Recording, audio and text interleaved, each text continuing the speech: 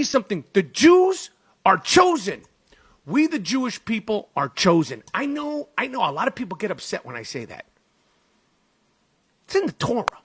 I didn't make this up. If I made it up, you think I would be podcasting right now? If I was this brilliant to be the one that said the Jews are chosen, you think I would be podcasting right now? I'd be sitting, owning buildings somewhere. It's in the Torah. The Jews are the chosen people. I didn't make it up. There's plenty of other people, namely Hashem, that you could take it up with. The Jews are chosen.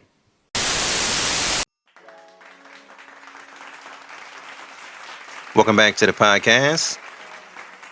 Welcome back. Beloved, this is indeed your brother Big VJ checking in. Today's conversation, we're going to read an article. It's from the unionleader.com. We got a couple of things on the table that we're going to have a conversation about. One is the phrase manifest destiny. And that's a phrase that, we have been wanting to have a conversation about that for maybe the past month, if not longer, right? So now it's here, and we're going to have that conversation about, again, two things. Manifest destiny, and we're going to talk about world domination. We're going to show that that's a plan. That's not something that just jumps up and happens in one generation or two or three. World domination is a plan that may take up to 50 generations to get done. So that means that a people group, in order to take over the world, a people group is living off a script. They're not living off they coming into the world bright-eyed, bushy tail, and they just, they get to the world, they can't wait to get a good education and get a job and get them some religion, and one day they're gonna fly in the sky. You don't take over the world with that kind of mentality. Just think about this again, because we starting slow, we're gonna take our time.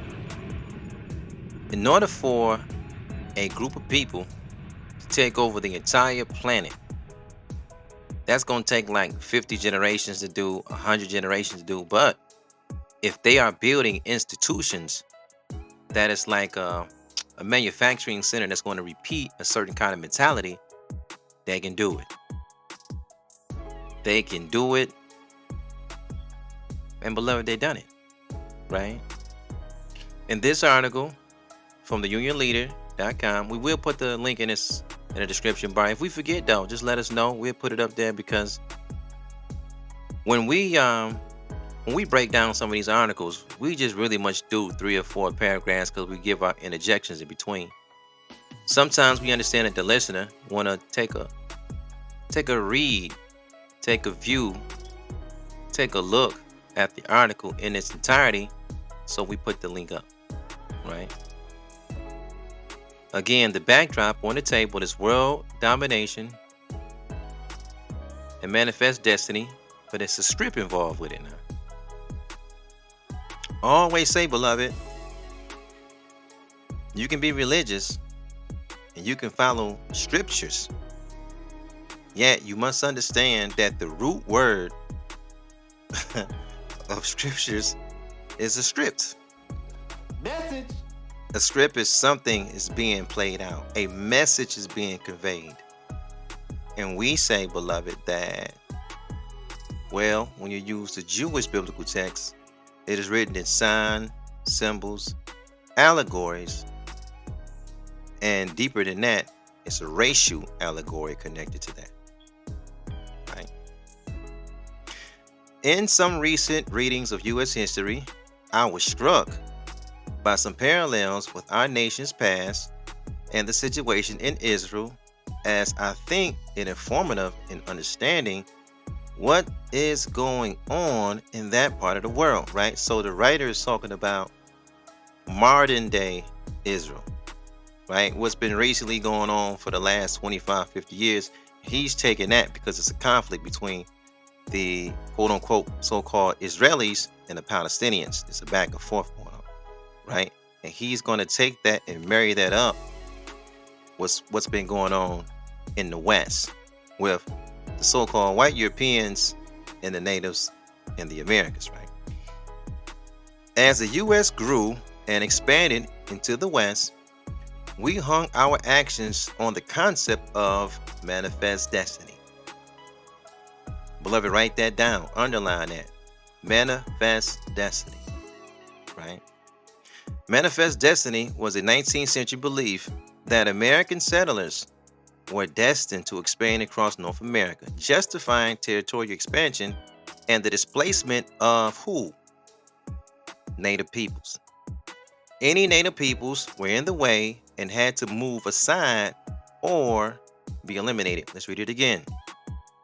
Any native peoples were in the way and had to be moved aside or be eliminated. Okay, let's build on that. The way that these native peoples had to be eliminated was the so-called white European didn't come off a ship and just black booted the natives down with the guns and just got right to business. They didn't do it that way. Beloved, they came as a friend. They came as a student. They came as a learner. They came underneath the impression that they was going to bring love, caring, and a mixture of cultures, and they were going to potentially build a new union, new nation, new tribe. But that wasn't the case. When the so-called white man got off the ship, he came to take over the country. In fact, when you do research on what we are talking about today, manifest destiny, you'll see that it wasn't only the hunger of the so-called white man to take the Indian land, so what we call the red man, our brothers. The goal actually was bigger. Taking America, or the territory that we call United States, was just a piece of the puzzle. It was a piece of the plans. The whole plan that the European immigrants had was that they wanted to take everything that was between the North Pole and the South Pole. Now I want you to stop. I want you to think on that. Just take some time, man. We're going to hang out. We just talking about natures. We talking about world domination, right? And this is something that you don't do this in one generation. This is something that you have to plan out for 50 generations, 100 generations. Listen, the problem with our people is we can't see past next week. In fact, the people that do see themselves past next week or going to the grave, they're going to jump up and fly in the sky somewhere. We're going to have another conversation about that. But it's a mentality that we got, that we can't see past next week. We don't build institutions to reincarnate ourselves, to duplicate ourselves. That's what the purpose of an institution is. It's like a assembly line. It's like a factory. It's like you're repeating a particular personality, and you repeating this personality through the institution. It's teaching your children how to act towards themselves and to other people, and it's going to be on autopilot because you have an institution that's going to reteach this mentality over and over and over again. The European are teaching their children world domination. So if they get around you, black man, black woman, original man, original woman, what do you think they're going to teach you to be if they're teaching their children to control and run and take ownership of the whole planet? Two people can't own a house together. So by default, they're going to teach you to be the servants. He's not coming to these countries to teach co-ownership. He's the owner. He's the man of the house, so you got to be the boy. It's two men can't run his house together. Is that right? Okay. If he is the man of the hills of North America, the territory that we call the United States, what are we if he's the man? Right? Well, I'm asking a question. So I just want to go back to the plan.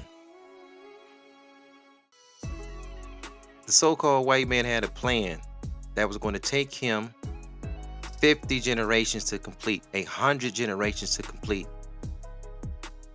And the plan was to own and control and colonize and possess every territory between the North Pole, beloved, and the South Pole. And they were successful at it. All the lands in between the North and South Pole has been colonized. Canada, the United Snakes, Mexico. Our Brown Sea brothers there, they don't have their own name.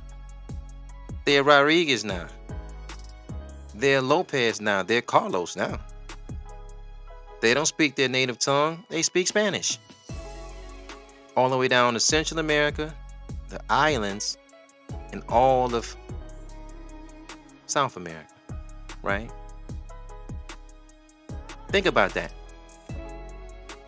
We talking manifest destiny. I want you to think about that. Can you do that? Can you put together a plan that is going to take 50 generations to complete? Maybe 75 generations to complete. Maybe 100 to complete. Where your people, your kind, to have world domination. No, you too busy. You gonna get your soul saved, bro. You trying to get up in the sky somewhere. You can't wait here to have a. You're in the third dimension now. This is the physical plane, and you looking around, every weekend in a building. You trying to disappear somewhere. You trying to fly somewhere, and them people ain't looking to fly nowhere. They know that they're here. They know they live it. And listen, look how deep this is. When you start and make a plan, you may not even live to see that plan manifest itself into reality. It's just a thought. It's an idea. These people came from the caves, beloved. They came out of the caves in Asia, which we call East Europe today. And now they got the whole world. That just didn't happen overnight. They came out of the caves with a plan to take everything that was in the West from North Pole to South Pole. That's just not something just to, no, you got to dig your teeth into that. That's something that you got to let it got to settle in your spirit. It got to settle in your mind like, damn, they did that? They did it. Look, we all speak English. If you don't speak English, you speak Spanish. If you don't speak Spanish, you speak French. Right? Let's read it again. Any native peoples were in the way and had to be moved aside or be eliminated. They came with a smile, a grin. They acting like they was caring. They wanted to know more about the culture, but they knew they was going to take the land. They were living off a script. Where did they get that script from? You think they just jumped out of the caves and they just had it all figured? No. They got this script. Somebody taught them how to do this, and we gonna have a conversation about who taught them how to do this. But just remember, they came as a visitor first. Then he let the people of the land show them how to live off the land. And once they learned just enough about how to get by, they brought the guns and they eliminated the native people of that land, and they burned down their libraries to make it look like they never existed. They never had any culture, never had any civilization. And they were just some group of people living off teepees and huts, and that was the game. And I don't know about you, beloved, but that one sentence jumped out to me. I don't want to keep just belaboring the point, but any native peoples were in the way and had to be moved aside or be eliminated. That just jumps out to me. You can be in the way in your own country. So what you begin to see again, because remember, they came as friends first, and then they brought the guns. But in order to get their native countrymen to rally behind them, they came with propaganda. They started saying things about the natives. They were cannibals. They was killing each other. They was wild Indians. This is propaganda because they're going to kill these people. And it was writing us out, right? They're writing back to their home country, home territories, homelands. So their citizens can be behind them 110%. So it's trapped in literature that these Indians were wild. They was just wild and ruthless people. They had no soul, no religion, no God. They had to be treated this way. This is the so-called white man at work, but he's living off a script. He just didn't make this up himself. Okay, so what does it says after that in parentheses? Remember the phrase, the only good Indian is a dead Indian. They gotta go. Why do they have to go? It's over the land. They're coming to take the land. So even to this very day, we love our nation. We love our country. We got the cities. But we know that this is stolen land. This is stolen property. It's stolen from who? The black, the red, and the brown seed. That was the original people of this nation. Right? Those who wouldn't die were what? They were confined to reservations, subject to starvation and cultural destruction. That goes back to there's only a good Indian if the Indian is dead. Most of those reservations were then later invaded by settlers or miners in violation of the treaty agreements. That means the man's word is no good. He put it on paper. He put a promise on paper. You signed it. He signed it. He broke it when he got ready. So our native brothers, our red brothers and sisters say, well, he speak, talking about the so-called white man, he speak with a forked tongue. He says one thing, but he does something totally different than that which he is saying, right? In violation of treaty agreements, who stole much of the little land that had been allocated to the native tribes. When necessary, whole villages were massacred, as in Sandy Creek or Sand Creek, the Washita, and of course, the Wounded Knee.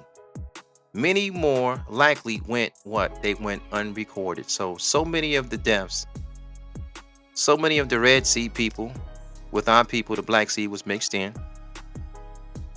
that were killed and ran off from their land. In our case, what they would do to us, we're talking about the Black Sea people in the hills of North America, the territory that we call the United States, was they played this African game on us, like, oh, you got too much quote-unquote African blood mixed in you, and because you got too much African blood mixed in you, you're no longer native.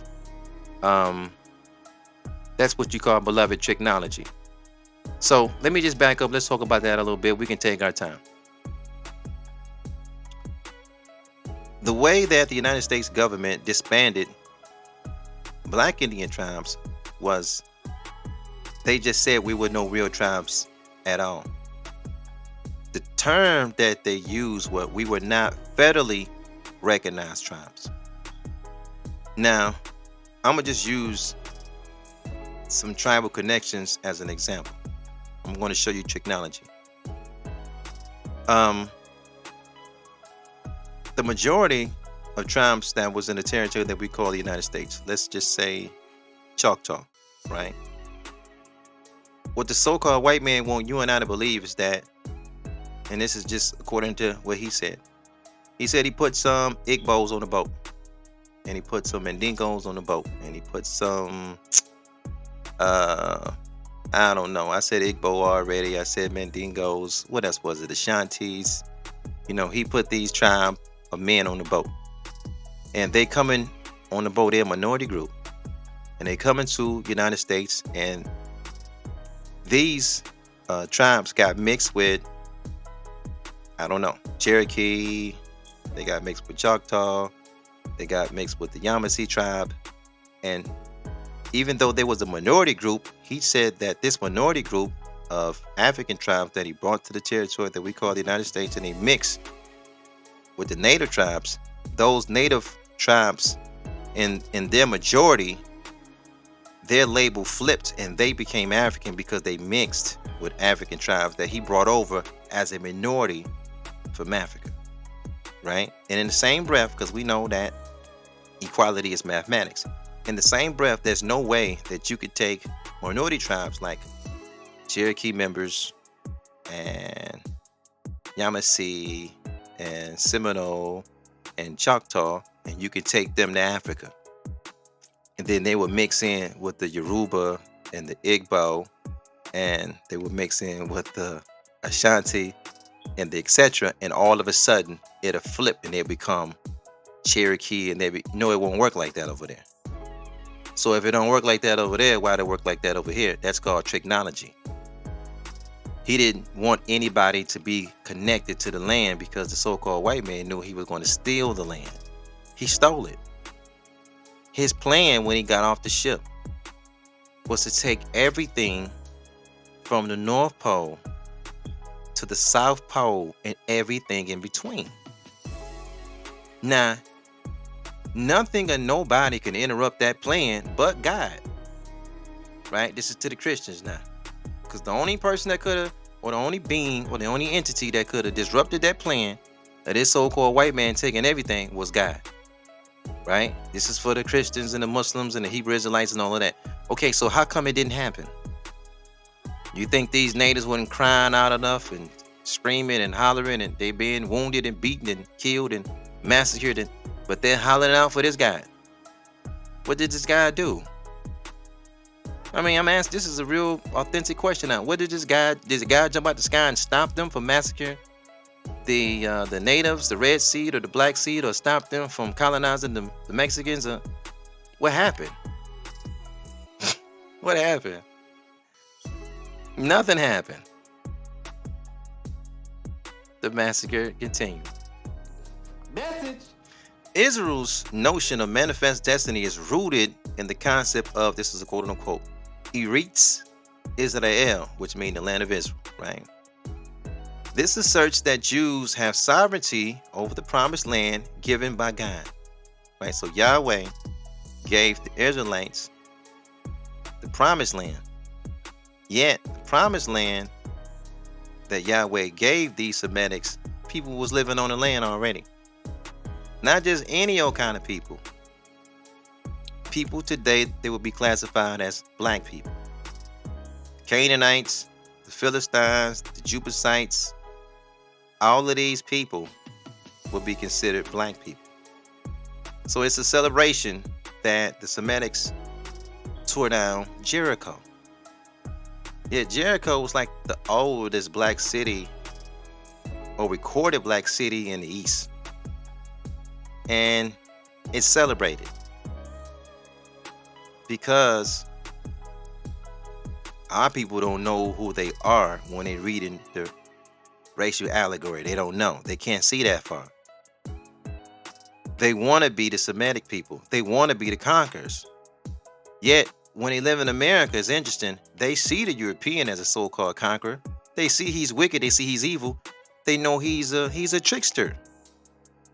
They know he's like, oh man, he's the devil. Nobody don't believe nothing he says. But when it's in a book and you reading the same story, it just happened different, and somebody taught you, they gave you a program that so-called Jewish people are chosen people. All of a sudden, you see the same thing that happened to you.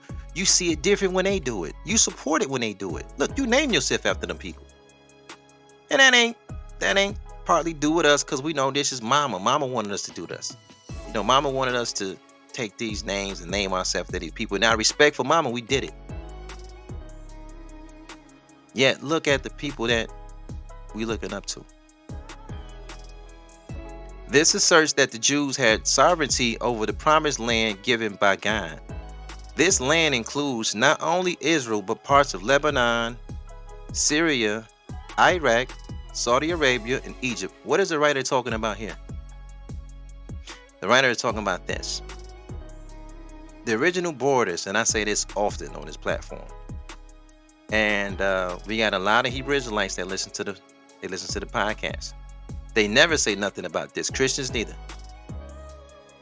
If you look at the borders that Yahweh promised Abraham, and this is interesting because I had a conversation with a white pastor about this. They never got it. They never got from, if I can remember correctly, the borders is like from, I think the Nile River going all the way up to the Euphrates, and it coming back around. It's a nice sized territory now. They never got that. They got like that little piece of, that little piece that they got like the size of New Jersey. It's not nothing like. So I'm asking the so-called white pastor, we having a dialogue. I'm like, well, that's a false prophecy. He don't want to say that's a false prophecy. See, this makes me think about something else. They had a reverend out of Mobutu land over there in South Africa. He tells the whole world that the Son of Mary is coming back. It's a rapture, and it's a bunch of Negroes. There was some devils in the. They was in the mix, right? They were just waiting. They standing outside, man. It's like a real interesting view. They're standing outside to look. They're gonna fly off in the sky somewhere, right? They never really took time to see that. Well, planet Earth is already floating in the middle of the sky. It's already floating in the middle of the universe. It's on the axis, but Mother Earth is already floating. No. They're gonna fly and go somewhere else. Okay. They stood out there. They waited. It was a couple of days they waited, right? At least, you got to give them credit. They waited 48 hours before they said, no, this is not going to work. They didn't fly anywhere, right? Okay. Being that they didn't go anywhere, I'm telling dude, like, everybody can recognize him. That's a false prophecy. But if it's written and it's still written, then what does that make it? So I got to say this. This is my disclaimer. When you come to this podcast and we're talking about biblical things, we're not talking about God. We're not talking about the Most High designer. We're not talking about the Most High fashioner. Nobody is dumb enough nobody's stupid. We understand that this whole planet, this universe, the sun, moon, and stars, and everything, we understand that it was all made by intelligent design. When we start pointing out things that doesn't make sense in the Quran, we're talking about Arabs, because they wrote it. See, God didn't write no books. Nobody is beefing with a God. No, that's an Arab that wrote the Quran. And when we start pointing things out with that Quran and say, no, that's not right and exact, a Negro that believes in that ideology, he would be offended by that, like you're talking about him. Nobody's talking about you. You didn't write no book. You just a believer. One thing about a believer, you can believe this today, next week you'll believe something else. So nobody cares about a believer like you just believing. You don't know nothing. That's why you believe it. And you can believe something different 2 years from now. That's why you see Negroes switch religions all day, every day. But that's, that's Negro here nor there. If we point something out in the Jewish biblical text, we're talking about Jews that wrote it. We're not talking about you. We're not talking about your God. We're not talking about intelligent design that made it. We're saying that the Jew that wrote this book, you just picked it up. You believe that's your program.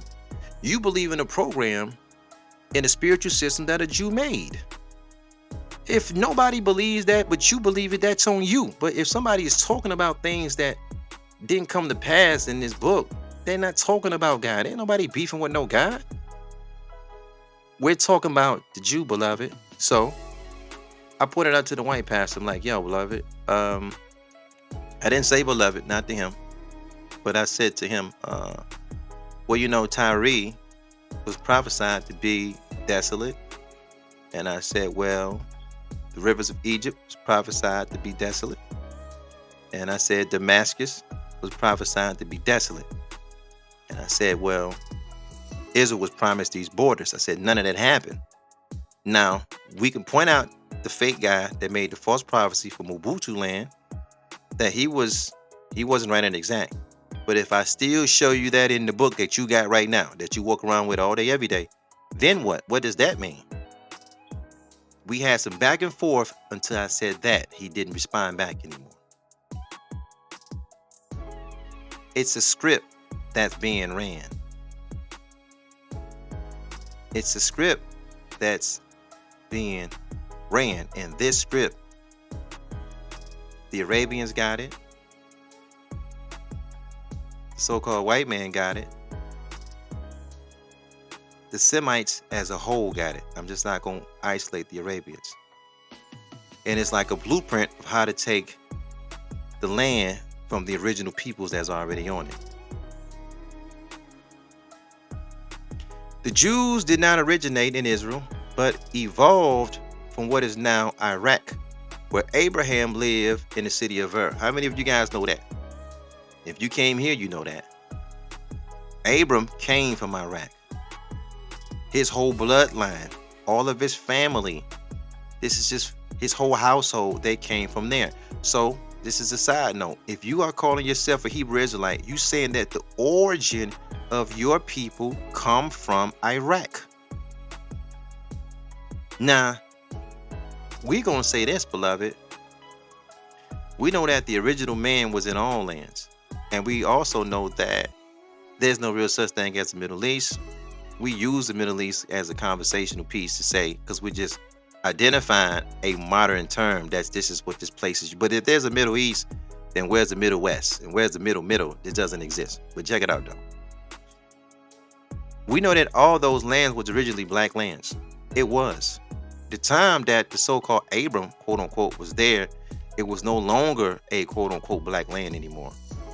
It was a different type of people that was living there, and these people we call today Semitics. Right? Now,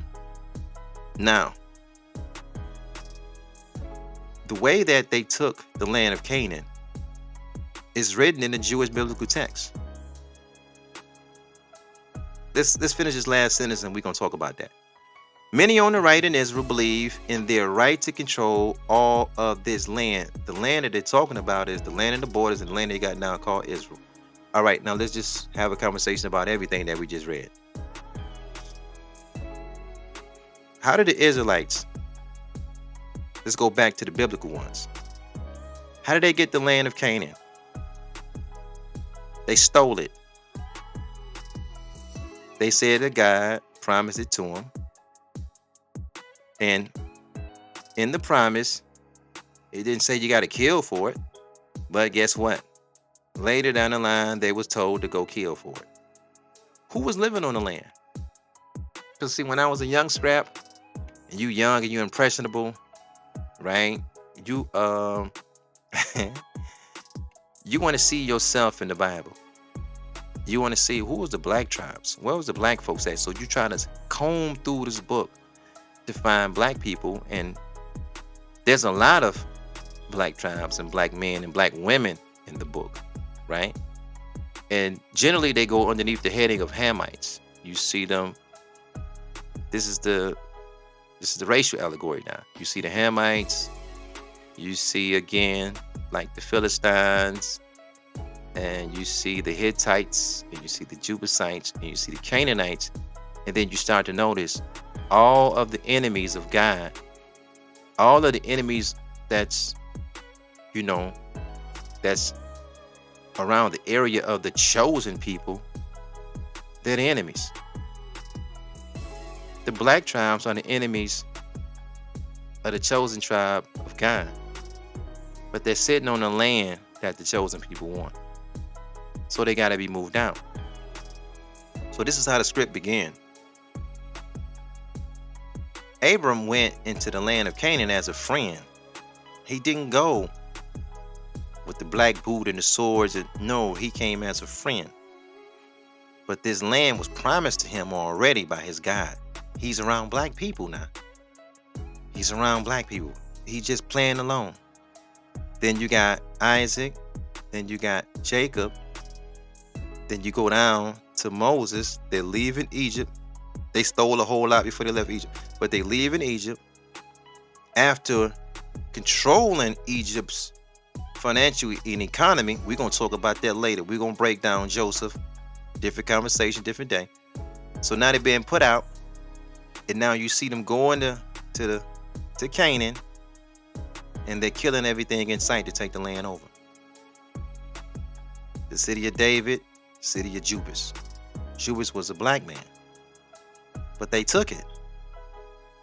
And every surrounding nation they took it all. This was manifest destiny before the so-called white man was doing manifest destiny in the West. This was a script. You go into the land as a friend. They went in as a friend. They hung around these people. They learned their ways. They learned their culture. And then when you start to read the Jewish biblical text, they vilify them. When you start seeing the vilification start happening, or the Canaanites believe in this, they sacrificing babies, they kill. You start to see it. Okay, you start to read and you say, all right, you know what's coming up. They finna kill the people and take the land. This is the justification. Now let's keep that there. The so-called white man do that to this very day. Let's keep that there. The Israelis do that to the Palestinians. They vilify them first and they drop the bomb. This is how you get global support. Man, they're infidels. They believe in Islam and this and that, and that's code for they souls mean nothing. And beloved, I can do this.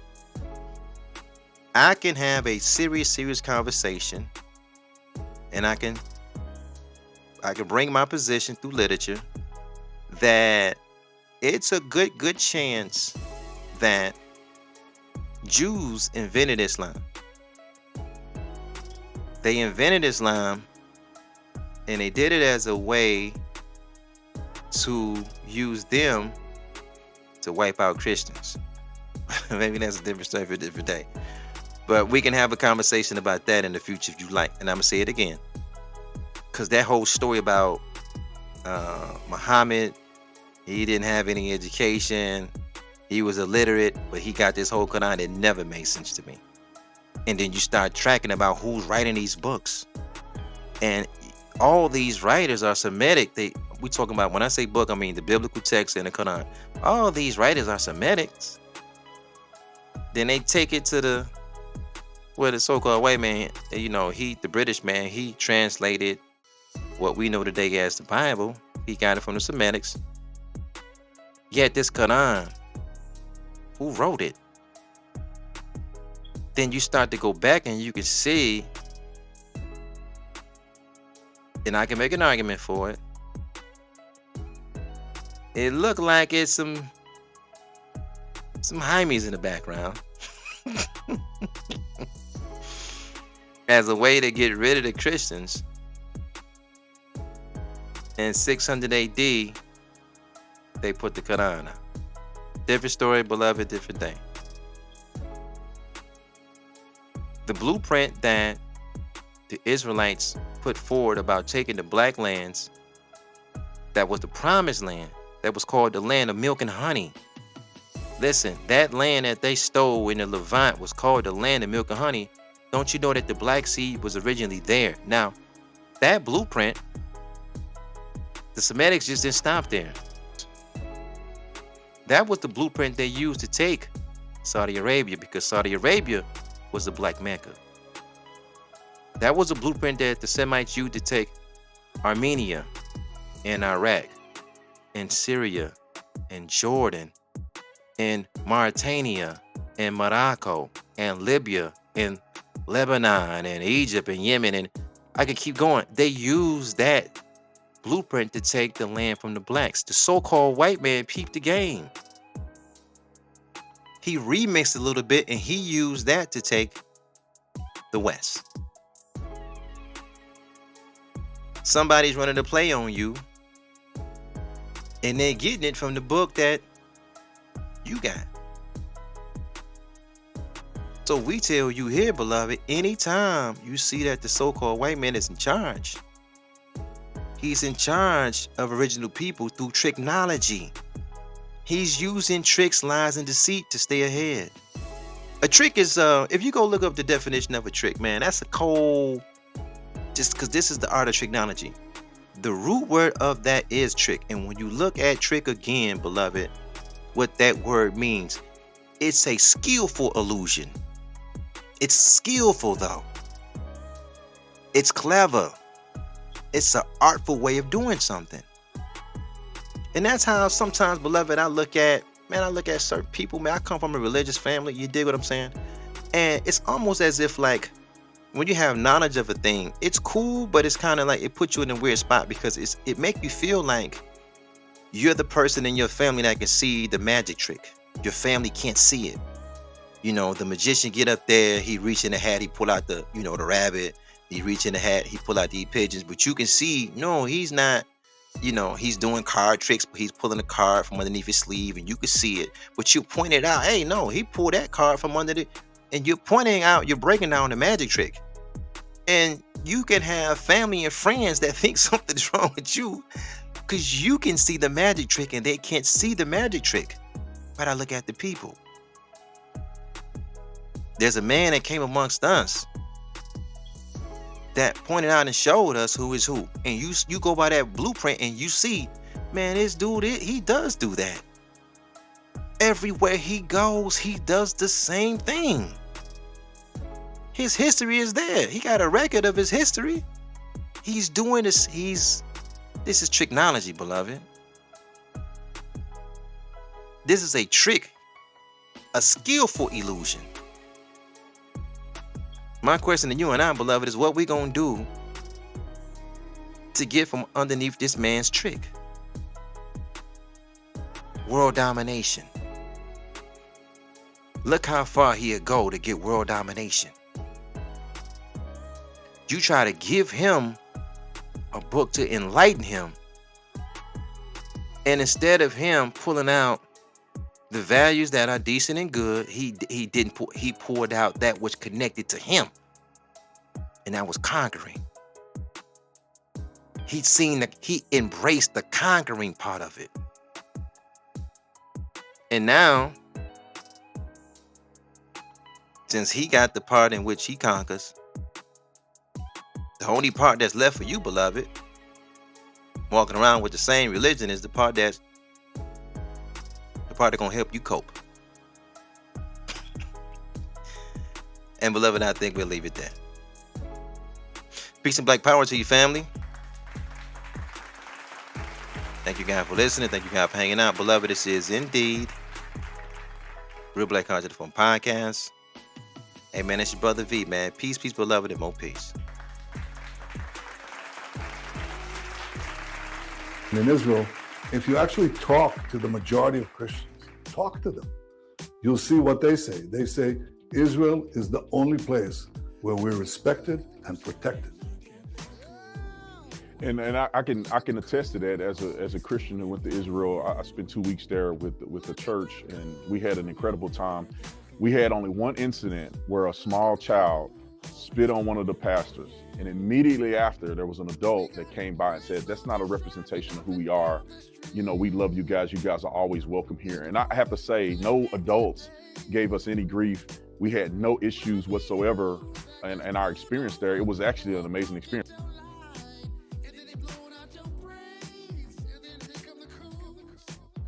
Thanks for listening.